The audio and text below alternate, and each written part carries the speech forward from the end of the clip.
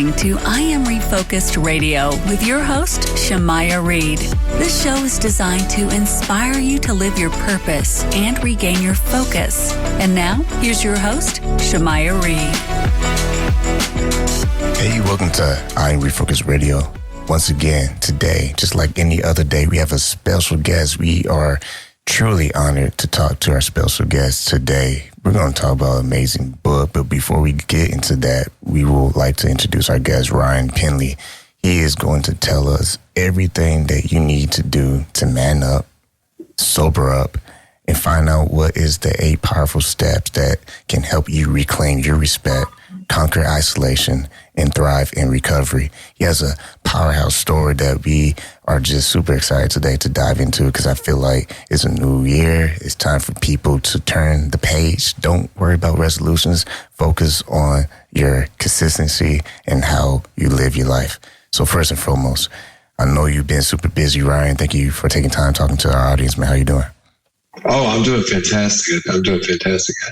And I love what you're saying about forget about resolutions, right? Like I feel like that's too short-sighted, right? Yeah.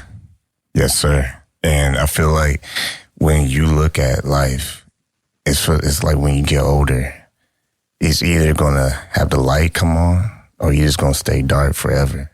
And I feel like once that light comes on, you can see all the mess, and it's up to you to man up. I'm taking your words. It's up to you to man up and take action on what is necessary for you to get to the next level, because we're responsible for ourselves. It's not the government. It's not the people. It's not the job. It's not the career. It's not the business. It's you, the one you see in the mirror. The reflection is you. So I don't want to preach, man, but kind of give the audience a little bit of your background, man. Yeah, man.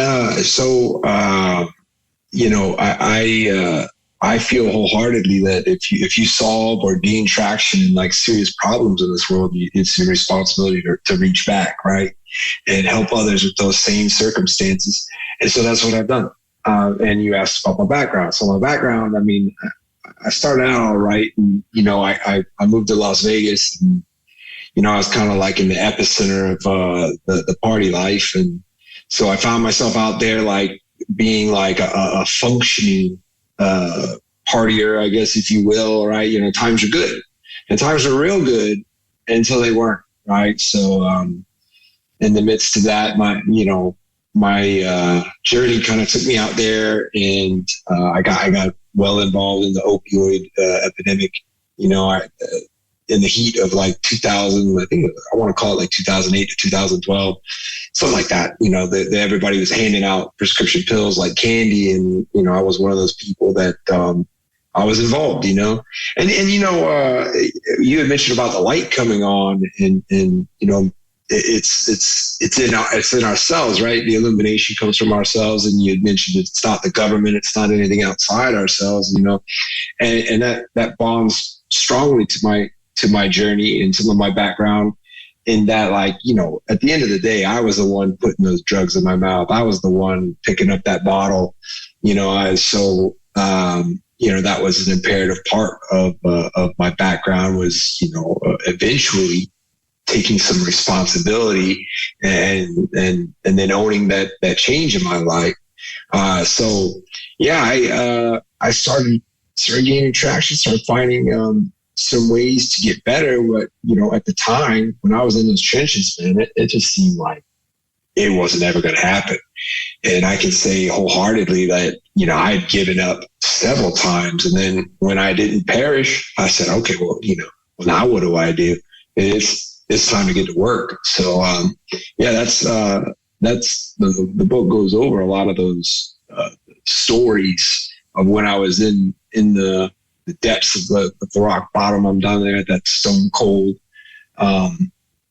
floor, and then so in addition to those stories is also those tactics and methods that I use to start climbing my way out. When you look at the book that you've written for people to really just dive into and understand from your lens, explain to our audience, what was it like you personally when you hit rock bottom, and how did you have the mindset to develop the choices that got you out of that situation? Yeah, man, that's an excellent question.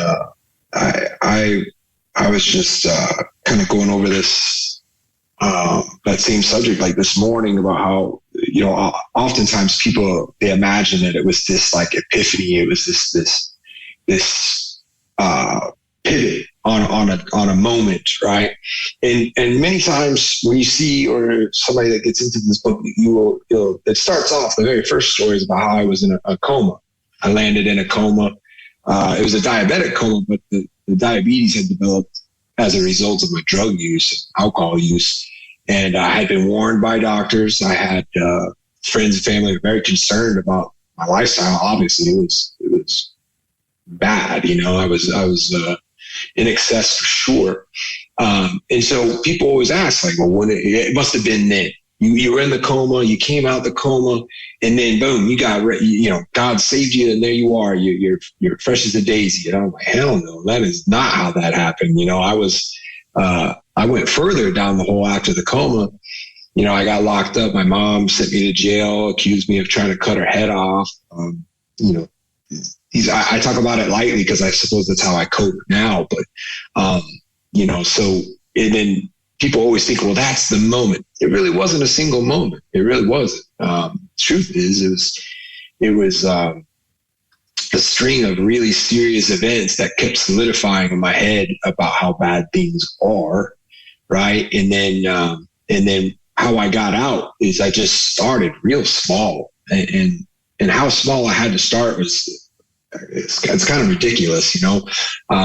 But I think that a person's success is strongly linked to how humble you can be at the beginning, you know? So that window for me, and I tell people all the time, like I would try not to pick up the bottle of alcohol for 15 minutes. I mean, that was my goal. And I failed many times. I was like, I'm not going to pick that damn thing up. I'm going to leave it there. And man, it was like I was, you know, possessed. I pick it up at 10 minutes, you know, so my goals started off like so small, but then eventually I got that 15 minutes, and then I got a half hour, then I got 1 hour turned into a day, turned into a week. And then it just kind of grew. The success grew, the wins grew. And before you knew it, you know, I started linking some serious days together in sobriety. But yeah, there's other methods that I go over in the book. But, you know, if you were to put it all into a nutshell, it's like you got to humble yourself and then start thinking about what you can handle at the moment. And it may not be much, you know, you may not be able to, and you're not gonna brag about it either. You know, whatever that tiny bit of success you're capable of while you're down there, and you're at rock bottom, it's nothing to brag about.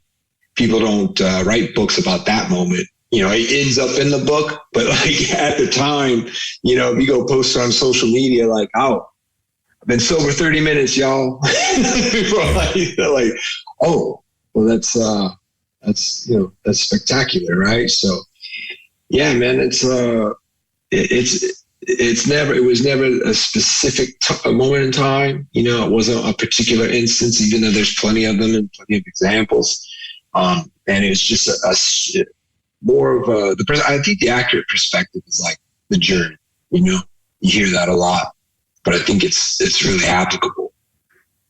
I like how you touched on the fact you mentioned the word daisy. Like, it wasn't like you were just fresh, clean, poof, magic, boom, I'm this whole new person. Instead, you illustrate that it was a process. And I like how it says on your profile that I was looking at progress over perfection, because it's so easy for us to have the scroll effect, you know. All right, who can I look for inspiration? And all we doing is scrolling. Like, it's no different. Like, if someone picks up your book and they just read it and they're like, oh, that was an amazing book. Not like they're going to be perfect afterwards. It's going to be step one, you know, day one. And your day one is going to be probably the most hardest day. But if you taking your title, Man Up and Sober Up, it's almost like, how would you illustrate it? Is it a new routine that you start to implement in your daily life, what was it for you? How did you broke it down for yourself to take it one step at a time? Oh yeah, that's an excellent question, man. I think that, and as you had mentioned, progress over perfection. Like people too often they get stuck in this phase of planning or like, all right, I'll get this together, I'll get that together, and then then I'll start getting, and then I'll take the first step, or that'll be step one after I do all these other things, or all these other things happen. That's even worse if you're waiting for all these outside events to kind of click. Because if you're waiting for the stars to align, I got news for you. That's not how that works, right? So I'm a firm believer, and I always tell people, like, even if you were to like string all these steps that I outlined in the book, right? You string them together, and now you know them. You have knowledge of them. That really isn't a whole lot of progress. It's some progress, yeah. It's better than not having that knowledge. But what's way more important than that is shrinking the amount of time that you have from taking action, right? Or I guess making the plan for one day taking action, right? And that amount of time from actually taking action, you need to shrink that. Meaning, the sooner you make any kind of serious move, right? Even if it's a failure, right? Well, actually, here's a good example, right? You got two people. They have a goal. And you got one person makes a plan. It's a month out, right? And so they're planning on taking action a month in advance or a month at a time. You got the other person who's like, all right, I have 3 days. I'm going to put this damn thing out. And they do. And it sucks. But then they iterate on that initial effort, right? So they've already failed. And now they've got round 2 by day 4, right? Say that kind of sucks too, right? Now they're on a third iteration, right? Now say the other person, they're waiting for a month before they try for the very first time. And they try for the first time, and that thing bombs, right? So now they're on their second iteration at day 30, while the other person has failed 3 times before a week has passed.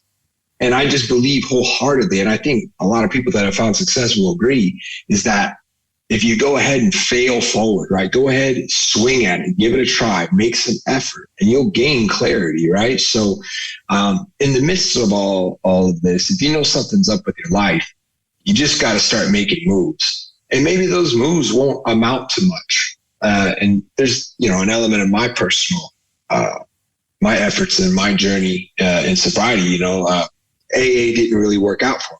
It didn't pan out. It didn't end up being a large part of my success. And I tried it though. I gave it a shot. I went to the meetings and I was like, okay, this is what people do, right? This is how it's done. There's a lot of people that have success. It's a great program. I showed up and it didn't resonate with me, right? So it's not necessarily a failure, but it was a learning experience, right? So I shifted gears, and I started getting into like introspection.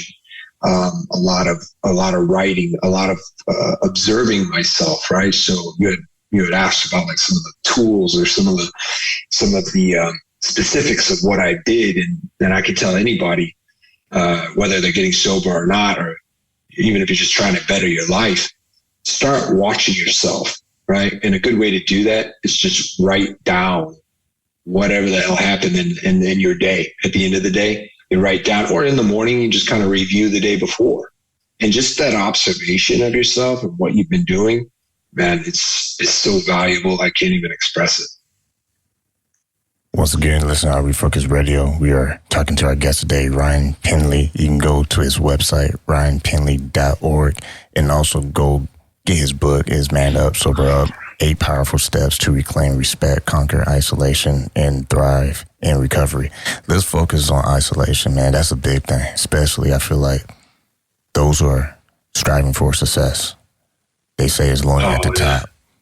I heard someone told me this before. They said, for every level you go, there's a new devil waiting for you.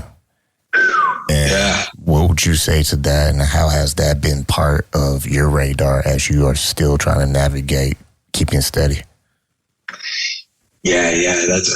I love that. That's that makes me think of another solid little line is like, there's no traffic on the extra mile, you know?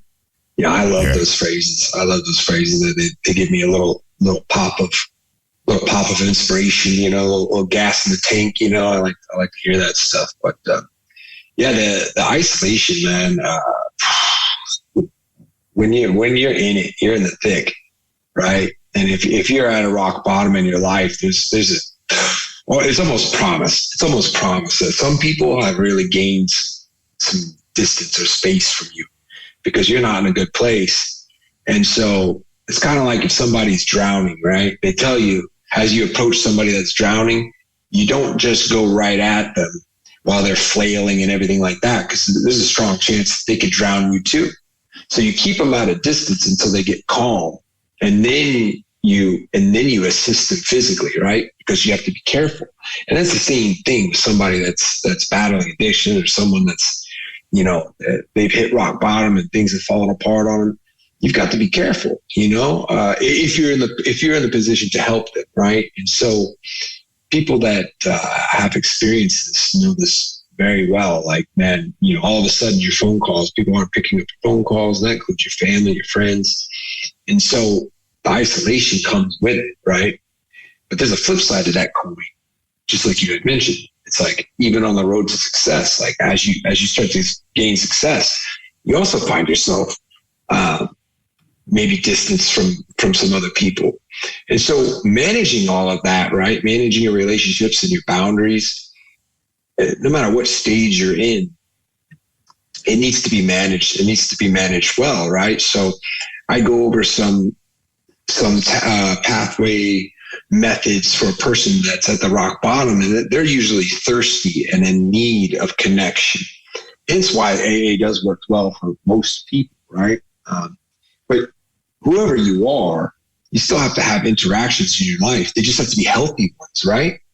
You know, so when you're desperate for those relationships back, it's hard to be mindful of them if you don't have the clarity.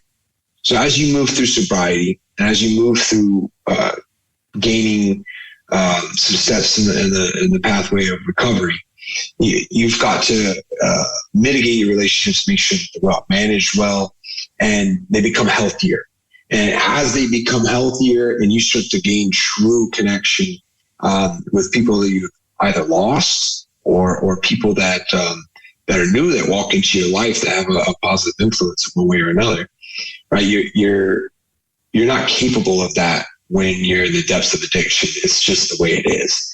And so I touch a lot on it in my book about how I made it a point to regain the connections with the people that I had hurt. And, you know, I go over it in the book that there's only one that I really didn't truly get back because I just caused too much pain. It's my best friend. And to this day, it's still, I know I burned him. I would wake up in the hospital and he would be there. And I couldn't even tell you how many times it's happened. Sometimes he would shoot videos of me convulsing in a hospital bed. I'd be handcuffed to a hospital bed and you know, I'd wake up. There I am, handcuffed to a bed. I'm looking at him. There he is. And so, you know, that's a relationship that I may not ever get back, but I'll spend the rest of my life trying for sure. And people that have suffered from substance abuse, they're very familiar with this kind of a thing. So when you start to work on that isolation, it's a methodical process. You might reach out once or twice and they don't pick up, and you probably know why. Maybe you don't know why. Maybe you don't remember. But then the idea is you've got to show them that you're serious about this path. You've got to show them that you've gained some sober days, and even then they may not believe your words. You've got to physically show them. And so it's one of the worst. It's one of the worst results of becoming an addict is becoming alone. And so no matter where you are in your life, you know, we've got to strive to keep our loved ones close, you know. And so I have been fortunate enough to to get a lot of their love and trust back. Yeah. When it comes to the last part of thrive and recovery, and a lot of people understand that in order for you to get to one level to the next level, we touched on it throughout the show, you got to move, you got to take action. But the other thing is, too, we have to learn what weights are holding us down. For you, how were you able to distinguish what weights were holding you down, holding you back, and not allowing you to thrive? Yeah, excellent. Yeah, it's a lot of it. A very strong element of addiction is your scope of time. It shrinks. You become a creature of immediate gratification. I mean, that's what it is. You have foregone all of the bad parts of putting substances into your body. Like if you drink too much, you get a hangover. However, an alcoholic or an addict, they'll do it anyway, right? And maybe they have a high tolerance, whatever the circumstances might be. They are foregoing that pain in the future to get that immediate gratification. And in time, that's what you become. You become this creature of immediate gratification. So when you ask the question, okay, well, what was the biggest weights that were the biggest obstacles or challenge? It was lacking the ability to see into the future and what could be. And this is in my mind, right? I look back, and it's a strong opinion of mine that almost like biologically, I had changed. I couldn't even really think 4 hours or more than 4 hours at a time into the future. Why is that? Why couldn't I think of more than 4 hours at a time? Because that's how long I stayed high. And so whether it was drugs or alcohol. Yeah. So my ability to think further than that was nothing, right? It was like, okay, I'm high for 4 hours. Good. Okay, wait, the 4 hours is over. Okay, now I got to get high again or drunk again. And that became my life. And so everything, I mean, you talk about a 10-year goal, forget about it. I couldn't even string together like a 1 week goal. And this took a lot of time. And so I structured the way that I perceive time. And this was not easy. It was very hard to do. To plan into the future, to think of the future, was a very difficult task. And so I didn't begin to really thrive in my life. I couldn't really make those moves that you had mentioned, like, be able to make the moves to thrive successfully, either financially or in my vocation or whatever it was. I really, really couldn't knock it out of the park until I had figured out a way to stretch my mind to think and consider the future. And I realize now that is a result of only thinking about those. The only window that mattered to me at that time was how long am I going to be high for, and who do I call to keep staying high, right? That is all that mattered to me for years. So, that I could say, I mean, it took at least 3 years to really, and even now, I may not be completely out of the woods as far as being able to really grasp the future. It seems to still escape me, but I'm a hell of a lot closer than I was. I can promise you that. Behind our highlights are basically a lot of preparation and struggle. For you, what are your recent highlights that you look at now that keep you, inspired to keep pressing forward?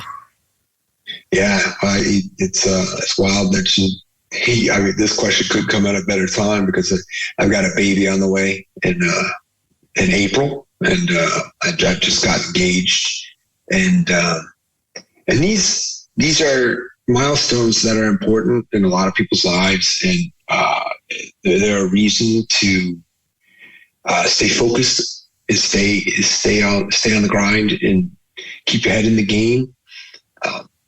But it's especially unique for me because, as I keep going back to, there's a lot of people in an addictive personality or addictive lifestyle. If it gets bad enough, you don't think those things are possible for yourself. And there was a long time, many years that I was checked out. I was like, I'm never going to get married. I mean, I was ready to die. I was suicidal. And, I didn't really attempt that. However, I had lost all the care to do such a thing. So I didn't think being married or having a kid was even on the table. And then there's just a strong part of my life that I was going to just try to do as much drugs as I could, party, and try to leave a good looking corpse. Or at least that's what I would say to people, because I thought it sounded cool. But now realizing the joy that's involved in having a serious partner and a serious relationship and then a family on the way, the amount of happiness, joy exceeds any and every single party scene or adventure I had been on before tenfold. So, that right now is the nature of my success. This is I Am Refocused Radio. We've been talking to our guests. You can go to his website, RyanPenley.org, and you can also go get his book, Man Up, Sober Up, 8 Powerful Steps to Reclaim Respect, Conquer Isolation, and Thrive in Recovery. Man, time has flown, but what's the best way people can connect with you if they want to send you a message, or if you offer any services outside the book, like if you do any coaching or anything, what's some call to action people can do? Gotcha. I'm working on the coaching and other avenues, but you can check out my book on Amazon or my website, ryanpenley.org. Also Facebook. Just go to Facebook, My Rock Bottom Recovery, right? And also myrockbottomrecovery.com. I've got a 21-day free challenge on there. I encourage anybody to get involved. Again, it's free. Check it out. That's My Rock Bottom Recovery, myrockbottomrecovery.com. Once again, I want to say thanks to our guest, Ryan Penley, for your time. Thank you very much for having me.